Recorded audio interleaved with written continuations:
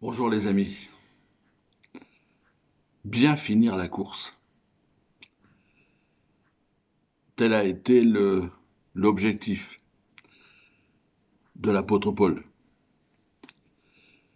Et ce matin, j'aimerais parler, vous encourager, nous demander ensemble à savoir comment bien finir la course que Dieu nous a donnée d'accomplir sur cette terre. L'apôtre Paul, dans ses dernières lettres, dans ses dernières adresses, nous explique comment aller jusqu'au bout de cette course où, parfois il est vrai, nous avons envie de jeter l'éponge, d'abandonner. Je vous invite dans la deuxième épître à Timothée, donc les dernières lettres de Paul, au chapitre 4 et au verset 1, pour ceux qui veulent suivre. Je ferai lecture ce matin dans la Bible en français courant. Peut-être certains d'entre vous ont cette version, tout simplement parce que il me semble qu'elle a apporté une traduction qui va nous aider ce matin. Je te le demande, verset 1, solennellement devant Dieu et devant Jésus-Christ qui jugera les vivants et les morts, je te le demande au nom de la venue de Christ et de son royaume. Prêche la parole de Dieu avec insistance. Que l'occasion soit favorable ou non, sois persuasif, adresse des reproches ou des encouragements en enseignant avec une patience parfaite. Car le temps viendra où les gens ne voudront plus écouter le véritable enseignement, mais ils suivront leurs propres désirs et s'entoureront d'une foule de maîtres qui leur diront ce qu'ils aiment entendre. Ils fermeront leurs oreilles à la vérité pour se tourner vers des légendes. Mais toi, garde la tête froide en toutes circonstances, supporte la souffrance, travaille activement à la diffusion de la bonne nouvelle et remplis ton devoir de serviteur de Dieu. Quant à moi, je suis déjà au point d'être offert en sacrifice. Le moment de dire adieu à ce monde est arrivé. J'ai combattu le bon combat. Je suis allé au bout de la course. J'ai gardé la foi.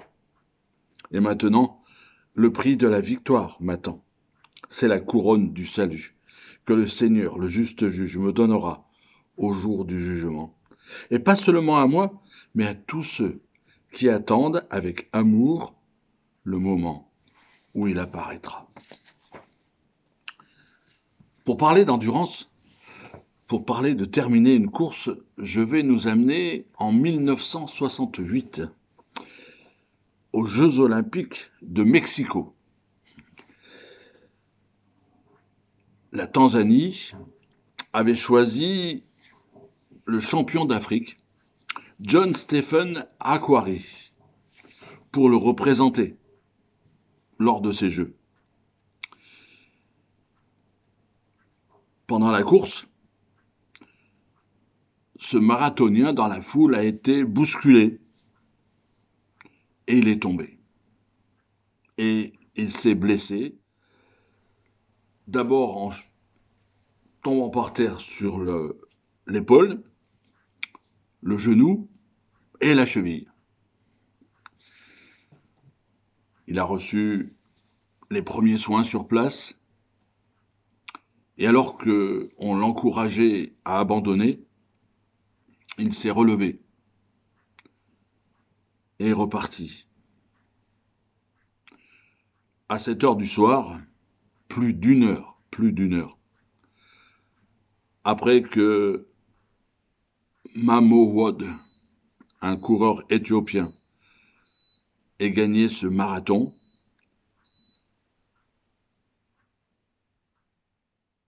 une sirène d'alarme était entendue. Il restait dans le stade pour suivre les quelques épreuves, quelques milliers de personnes, et on a vu apparaître John Stephen Akhwari, boitant, un pansement ensanglanté encore sur ses blessures. La foule applaudissait. Et finalement, il a franchi la ligne d'arrivée. Alors, un journaliste est venu le voir et lui a dit, mais qu'est-ce qui vous a poussé à terminer ce marathon dans cet état et regardez, arriver si tard? Écoutez sa réponse. Il a dit,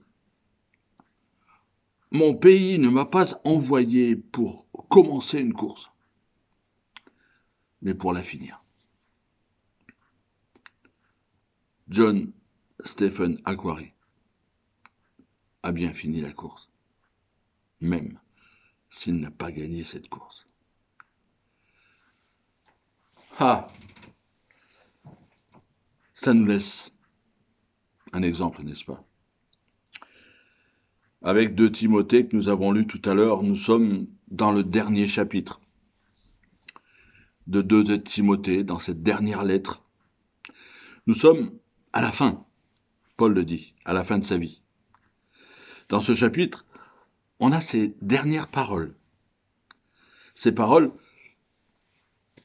selon la tradition, auraient été écrites pendant les derniers jours, dernières heures, avant qu'il ne soit exécuté. Au verset 7, on peut lire le commentaire final de Paul, son épigraphe. C'est le ministère, il fait le bilan d'un ministère d'une 30aine d'années, qu'il a accompli avec passion, avec ferveur. Il peut regarder en arrière et dire « J'ai combattu le bon combat », c'est le verset 7. « Je suis allé jusqu'au bout de la course. Je suis allé jusqu'au bout. » Et il rajoute « J'ai gardé la foi. » On peut résumer le ministère de Paul. C'est vrai, il a bien fini la course. Il pouvait regarder en arrière. Quand il écrit ces derniers mots, il fait face à la mort. Mais il est conscient du fait que son départ au ciel arrive. Et il a conscience d'être avec son Seigneur bientôt et de recevoir la couronne du salut. Paul, je l'ai dit, a bien fini la course. Maintenant, pour vous aider, peut-être vous qui n'êtes peut-être pas des sportifs, peut-être qui avez du mal à vous coller à mon illustration, le jour où vous êtes venu à Jésus, le jour où vous avez confessé vos péchés, votre besoin d'un sauveur, le pistolet, c'est un pistolet qu'utilise le starter, celui qui vous fait partir, le départ d'une course. En fait, c'est Jésus qui a tiré votre départ, qui a donné, vas-y. C'est Jésus aussi il ne reste pas sur la ligne d'arrivée. Jésus, c'est lui qui court avec vous, qui est présent. Mais c'est aussi Jésus qui est sur la ligne d'arrivée pour nous accueillir quand nous aurons bien terminé la course. Alors, qu'est-ce qu'on peut tirer de ce texte? Dans ce passage, on va se concentrer sur un verset. Un verset, c'est le verset 5. Et dans ce verset 5, je le répète, « Mais toi, garde la tête froide en toutes circonstances, supporte la souffrance, travaille activement à la diffusion de la bonne nouvelle et remplit ton devoir de serviteur. On a le découpage du message. Garde la tête froide, premièrement. Supporte les souffrances. Travaille activement. Remplis ton devoir. 4 qualités, 4 objectifs pour bien courir la course. Garde la tête froide. Sois sobre, hein, dans la majorité de nos versions, Louis II, second 21. Sois sobre, garde la tête froide. Ceux qui étaient autour de Timothée, déjà à l'époque, étaient en train de perdre le sens de la réalité, de l'évangile. Cette perte de sens de la réalité était due aux fables, aux légendes, aux fantaisies, aux nouvelles idées. Elles étaient déjà à l'époque, au milieu du 1er siècle,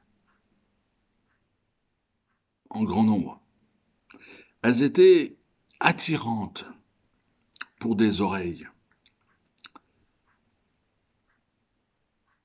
Il y a longtemps, j'ai entendu quelqu'un dire cette phrase: quand vous arrêtez de croire en Dieu et que vous ne croyez pas en rien, mais en n'importe quoi. Je ne sais pas qui a dit ça, mais je trouve un peu la définition un peu juste. C'est pas que vous croyez en rien, c'est que vous êtes prêt à croire n'importe quoi. Tout autour de Timothée, il y avait ceux et celles qui se détournaient de la vérité. Peut-être croyaient-ils en Dieu, mais étaient en train de se détourner de Dieu et se jeter dans n'importe quelle croyance qui était là.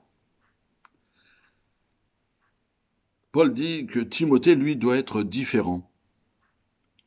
Il devait s'accrocher à la vérité, cette vérité de la parole de Dieu. Il devait garder la foi. Il n'y a rien de nouveau sous le soleil. Timothée, en tant que prédicateur, pasteur, a dû enseigner contre des idées fausses, les mensonges, les fables, les idées qui surgissent encore aujourd'hui et qu'on trouve un peu partout, sur le net, dans les journaux, dans les livres, dans les cinémas.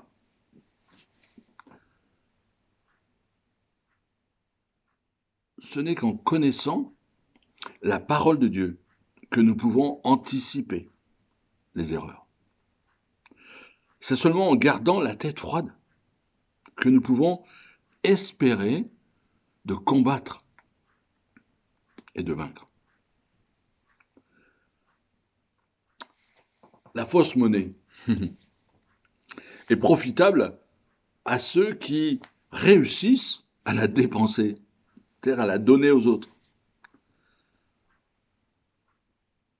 Mais ce n'est pas profitable. Même c'est un cauchemar pour ceux qui la reçoivent. Celui qui se retrouve avec de la fausse monnaie à la fin de la journée est lésé, lui. Donc, comment est-ce que les banques, les magasins forment les caissiers qui sont responsables de milliards de billets qui circulent tous les jours? Comment reconnaître la fausse monnaie? Ils n'ont pas le temps. Ils n'ont pas le temps d'observer toutes les catégories de faux billets pour en connaître les caractéristiques. On peut même imaginer que aussi vite ils arriveraient à en reconnaître un qu'il y aurait encore plein d'autres qui arriveraient. Il fallait donc un autre moyen. Et c'est par la connaissance précise de la vraie monnaie, de sa couleur, en manipulant, en regardant la couleur. Peut-être même l'odeur que l'apparition soudaine d'un faux billet va mettre le caissier en alerte. Alors, peut-être sur la base de nombreuses idées fausses qui existent et que nous aurions besoin de discerner le faux et le vrai, peut-être, premièrement, plutôt que d'aller chasser le faux, chercher les erreurs,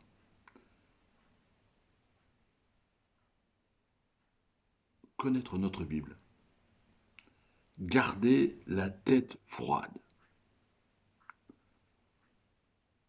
C'est sûrement comme ça que nous combattrons.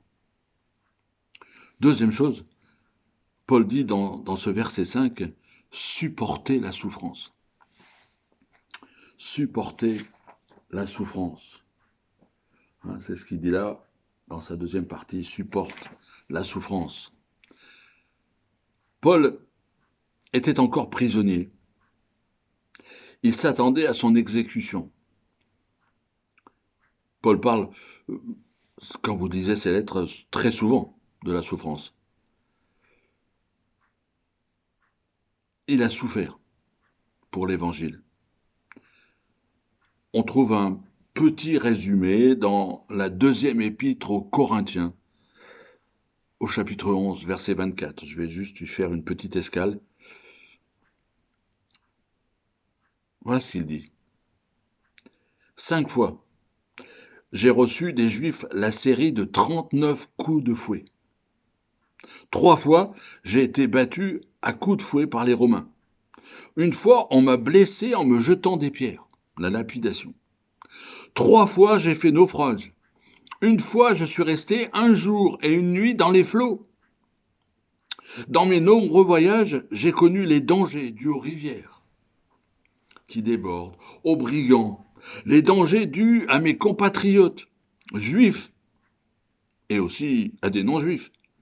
J'ai été en danger dans les villes, dans les lieux déserts, en danger sur la mer, en danger parmi les faux frères. J'ai connu des travaux pénibles, de dures épreuves. Souvent j'ai été privé de sommeil, j'ai eu faim et soif. Souvent j'ai été obligé de jeûner. J'ai souffert du froid. J'ai souffert du manque de vêtements. Ouh. Paul a connu la souffrance, n'est-ce pas? Il s'est attendu à la même chose pour Timothée. Est-ce pareil pour nous?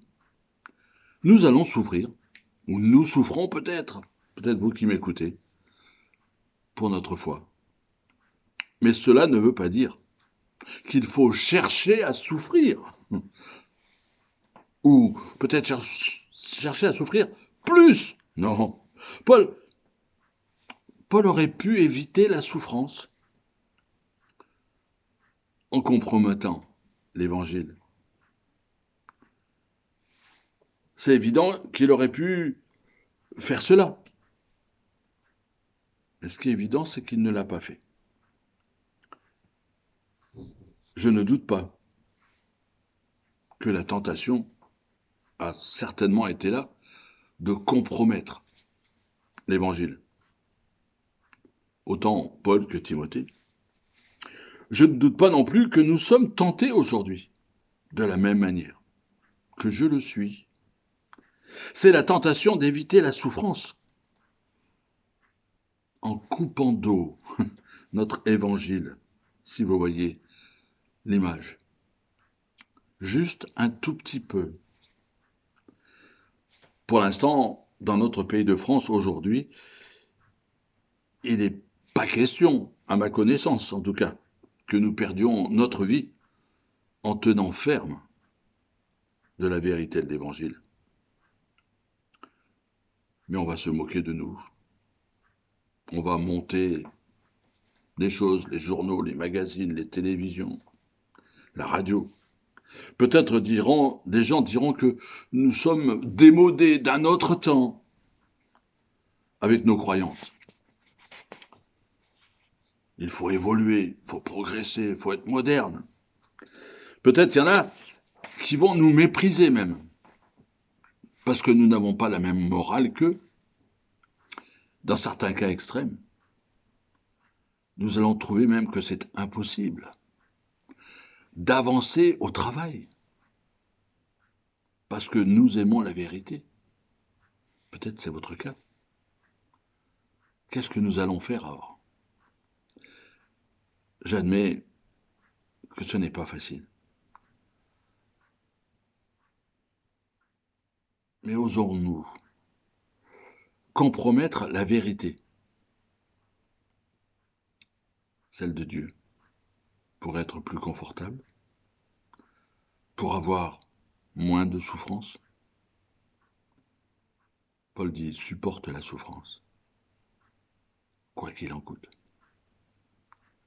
La troisième chose qu'il dit, c'est travaille activement à la diffusion de la bonne nouvelle. Travaillons activement à la diffusion de la bonne nouvelle. Paul a pris beaucoup de temps sur le sujet de l'importance de garder la foi, c'est-à-dire préserver la parole de Dieu de ceux qui voudraient la déformer, la ruiner. Mais cela n'est pas toute l'histoire. Il est vital que nous maintenions une doctrine pure, une foi pure. Cette foi ne devrait pas rester dans une armoire où elle ne voit jamais la lumière. Notre foi a été faite pour être partagée. Un évangéliste, c'est quelqu'un qui apporte l'évangile de Dieu, la bonne nouvelle de Dieu. Il y a certainement un ministère d'évangéliste. Mais l'appel ici est lancé à chaque chrétien, de faire connaître à d'autres l'évangile. D'une certaine manière, cela veut dire que nous sommes appelés à prêcher l'évangile. Paul ajoute à son ordre de prêcher l'évangile que l'occasion soit favorable ou non. Faites-le si vous aimez le faire ou si vous n'aimez pas le faire. Que l'environnement s'y prête ou que l'environnement ne s'y prête pas. Un peu plus tard, dans son chapitre, Paul note les événements de sa première défense devant le tribunal de Rome. Il a utilisé l'occasion pour déclarer l'évangile. Si on peut dire qu'un moment même n'était pas favorable, c'était bien là, dans ce tribunal. Paul était devant le tribunal pour plaider sa cause. Mais il n'a pas pensé à être le témoin de sa propre défense. Il a témoigné de Jésus, de son Seigneur. Donc pour nous, soyons préparés à partager l'Évangile. Que nous nous sentions bien de le faire ou pas.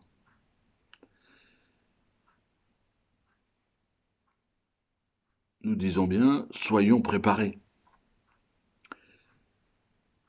Dans le verset 2, il parle d'insistance. Ça ne veut pas dire qu'on saisit quelqu'un, qu'on le martyrise en lui disant « Allez, crois !» Non. Paul conseille la patience, mais une patience active, pas une excuse. La patience, on l'utilise souvent comme une excuse pour ne rien faire. On peut prendre chaque occasion qui se présente devant nous, réfléchir. Comment créer les occasions dont nous pouvons profiter? Apportons la lumière des Écritures dans la conversation, avec l'espérance de partager les perspectives de Dieu sur la situation humaine. Enfin, notre point 4, d'habitude c'est 3, je fais 4, bien remplir notre ministère. Ici, la version disait remplis ton devoir de serviteur de Dieu. La dernière chose que dit Paul, c'est que nous devons remplir bien notre ministère, notre service. Ça ne veut pas dire être actif ou faire de l'activisme. Il n'est pas bon de s'agiter en tous sens pour faire tout et n'importe quoi, avec le désir de servir. Oh, c'est pour le service. On a un appel à la persévérance. Nous sommes des coureurs de marathon, pas des sprinteurs. Les coureurs de marathon ne maintiennent pas la même vitesse tout au long. C'est pareil pour nous. Il y aura des temps où nous ralentirons, peut-être à cause de la fatigue. Puis nous avons des temps où ensemble, il n'y a rien, tous ensemble, on va se dire, mais rien ne m'arrêtera. Mais le diable voudra que nous nous arrêtions.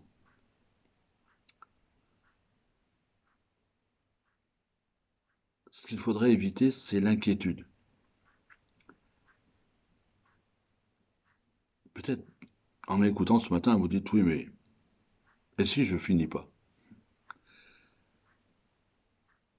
Je crois que la Bible, elle, nous enseigne que si nous sommes réellement nés de nouveau, nous allons finir. Nous allons persévérer jusqu'au bout. L'évidence que nous sommes nés de nouveau se voit dans ce que nous faisons, mes amis.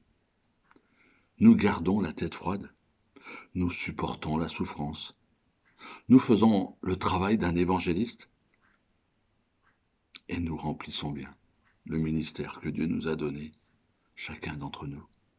Ces choses ne gagnent pas notre salut.